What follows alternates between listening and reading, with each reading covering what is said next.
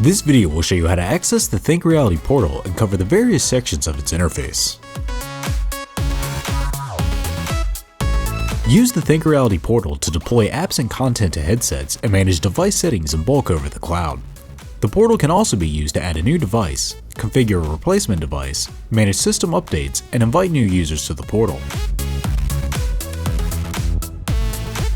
To get started with the ThinkReality portal, log into your account at portal.thinkreality.lenovo.com using your Lenovo ID.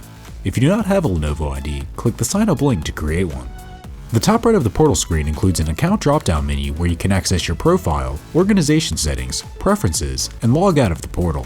The top right of the screen also has a help button that links to a page with various instructions for different tasks that can be performed in the ThinkReality portal. The dashboard page displays various statistics about the users and devices in your organization at a glance, such as the amount of invited versus authenticated users. The devices page shows a list of devices in your organization. Many functions can be performed here, such as viewing device serial numbers and system versions, updating settings or deploying content to several devices at once, and checking to see what content is loaded on any individual device. The Content tab has a few different sections: Applications, Media, and Recommended. New apps that are not preloaded content are added to the Application section and can be deployed to devices from there. Adding videos and images to the Media section will allow them to be deployed to devices. The Recommended section is where you will find all the apps and content that come preloaded with VR Classroom 2. Use this section to redeploy or update the preloaded content to devices.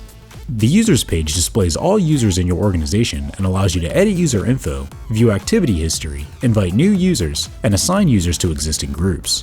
The Groups page allows you to create groups to organize either devices or users in your organization. Select an existing group to rename it, add new members, or see current members. For more information, watch our other videos about Lenovo VR Classroom 2 or visit support.lenovo.com/VR Classroom.